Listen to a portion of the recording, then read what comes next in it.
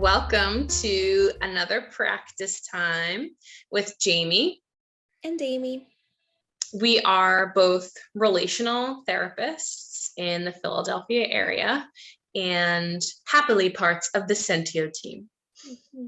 Okay, so let's take a look at our exercise that we'll be practicing for today. Today we are doing another child therapy exercise. This is our second child therapy exercise.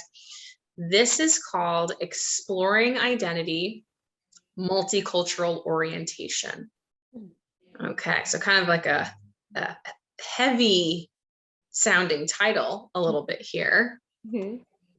Yeah, so it sounds like in this skill, really exploring identity and different cultural backgrounds for clients, which feels really important, especially as, therapists. We work with so many different clients, many of whom have different experiences, identities, cultural backgrounds from us. So it seems like this skill is practicing exploring some of that and being comfortable with differences in cultural backgrounds. Yeah, and I think that something like this is really important in clinical training because if we think historically about therapy and training programs, it was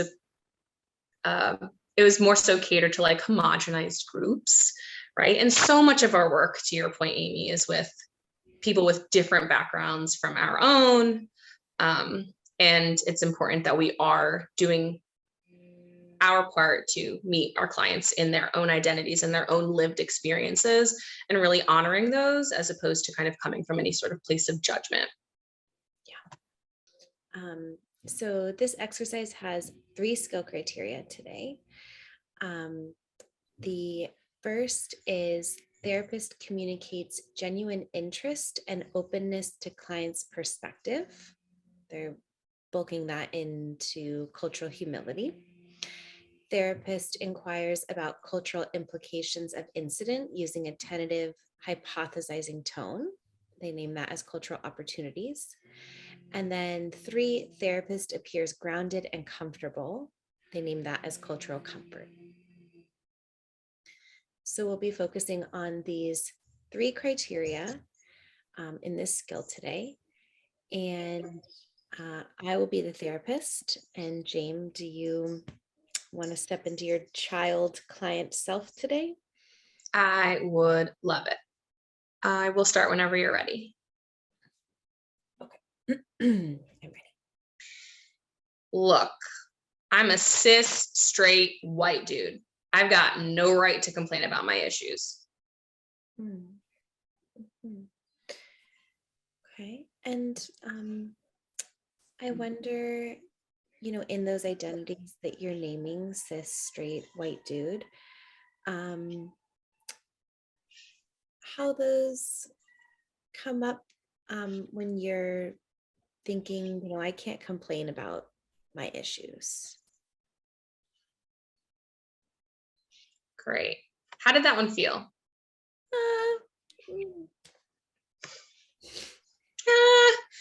I could see where you were trying to go. Yeah. And I do think even kind of some of like the concepts of this criteria are a little like broad, right? So let's look. Criteria 1, therapist communicates genuine interest and openness. Yeah, I could hear that in your tone. I think maybe in the language you could have been more explicit about it. But like I could hear parts of criteria 1. Criteria 2, therapist inquires about cultural implications using that tentative and hypothesizing tone. I definitely heard that tone. And yeah, I heard you specifically inquire about my experience as a cis straight white dude. So I think you met criteria 2. And therapist appears grounded and comfortable. So the cultural comfort for criteria 3. That one, I think if we gave that another try, I think I would definitely hear that. I think mostly just like the natural kind of trepidation in your tone from giving it a go the first time was, more what I heard in your tone. So I think you could improve upon that a little bit if we give it another go. Mhm. What are your thoughts? I agree. Let's run it again. Okay. Look, I'm a cis, straight, white dude. I've got no right to complain about my issues. Okay. And I wonder how those identities you're naming, cis, straight, white, um, make you feel like you don't have room to complain about your issues. How did that one feel compared to the first one? Better. Yes, absolutely. Criteria 1, that cultural humility, felt you met that criteria and showed that genuine interest and openness to my perspective. Cultural opportunities, the way that you inquired about my experience and what I was bringing to you, totally think you met criteria 2, and that your demeanor for that go ahead at it was very grounded and very comfortable. So I really think you met that cultural comfort criteria. Ooh, it's cultural comfort criteria very well. So that was a great example. Okay. What do you think of trying a little bit more of a challenging one? Yeah. Okay. Yeah. I'm a guy who's into girls with my ears pierced, and occasionally I like to wear eyeshadow sometimes. What's the big deal? Mm, yeah. And I feel curious about how being a guy who likes girls but likes to wear makeup and um, all that you just I like forgot even what all of it was. I got a little jumbled. Let's try it again. Okay. Yeah, I'm a guy who's into girls with my ear pierced. Occasionally I like to wear eyeshadow sometimes. What's the big deal? Yeah, and Jamie, I hear some of the ways that you present or decorate yourself with eyeshadow and your ears are pierced. Um, how others interact with that? How do others perceive you in that? Okay. How did that feel? Not good. It similarly to like the first one we went through, I could feel where you were going. So criteria 1, the cultural humility. I do think that you are always non-verbally expressing that interest and openness. That's just an inherent part of your delivery with everything, which I love. I think maybe it could have been communicated again a little bit more explicitly verbally. Criteria 2, cultural opportunities. I could hear you trying to find the language to inquire about the cultural implications for the client, and definitely use the tentative and hypothesizing tone there. So I think, pretty good job at criteria 2. Criteria 3, being grounded and comfortable. I think you naturally presented as that to some extent, but just I think that can be something you improve upon a little bit if we give that one another try too. For sure. This one's hard. I want to try it again. Yeah, I'm a guy who's into girls with my ear pierced, and occasionally I like to wear eyeshadow sometimes. But what's the big deal? Yeah. And Jamie, I'd really like to hear more about your experience being in what you're naming, right? Being a guy who likes girls and has his ears pierced and likes to wear eyeshadow. I'd love to know more about what that's like for you. I like that. How did that one feel for you compared to that first one? I felt really good about that one. Yes. Yeah. You especially, I'm going to go backwards. We're going to start with criteria 3 this time. We're going to mix it up a little, get a little spicy. you really felt very grounded and comfortable in that, in your delivery. So definitely met criteria for cultural comfort.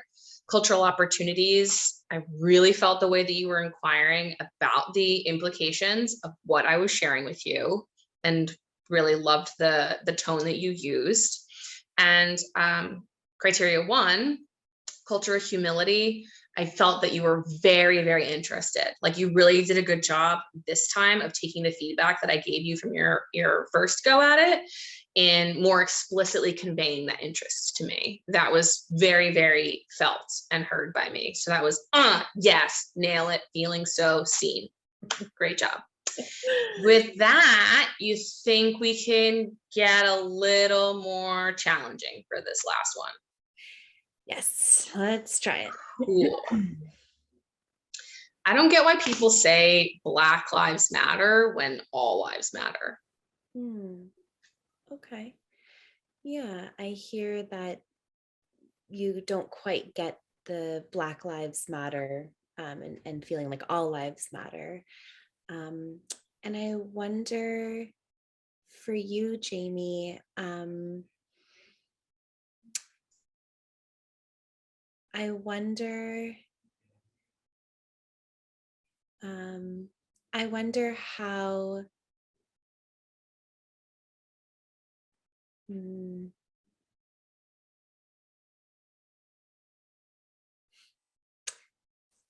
I wonder if you could tell me a little more about your thoughts on all lives matter, that concept. I love that you hung in there. I was on the edge of my seat and I was like waiting for the moment where you tapped out and we're like, oh, can we just start again? But you didn't. You fought your way to the end of it. That was a tough one, particularly because we've talked about this in other practice times, but when a client presents something that's like, you know, sometimes they say stuff that as the therapist, it might take us aback for a moment, or, you know, might bring up some sort of reaction in us. So it can be really difficult to kind of get your bearings and to know what to say in those regards. Do you want to look at the criteria now, or do you want to just go right into another try for that one? Just another try. Yeah, okay. I don't get why people say Black Lives Matter when all lives matter.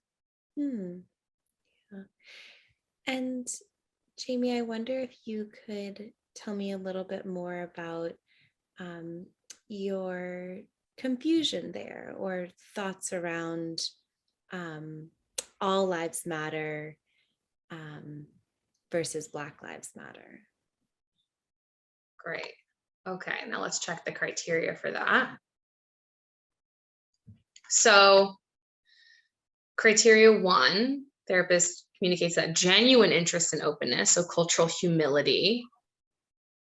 How do you feel you met that one? Not great. Okay. And then, so criteria 2, cultural opportunities. You asked me about my thoughts and opinions, and it felt, you know, a little bit more heady. And when I read criteria 2, I think more about, you know, those cultural implications, like really going a little bit deeper. So I think that could have looked a little bit different, but you did inquire about my thoughts, and like you did, you know, kind of probe me there in a good way. And you had a tentative and hypothesizing tone.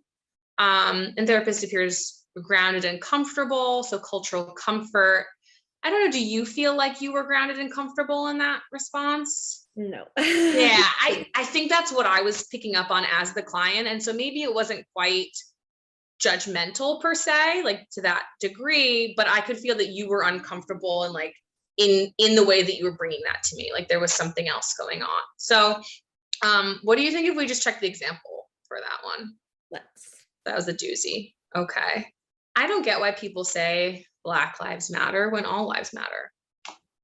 And the example response is, well, there's some reasons I can try to explain if that would be helpful. But first, I wonder what it feels like to you when people say Black Lives Matter.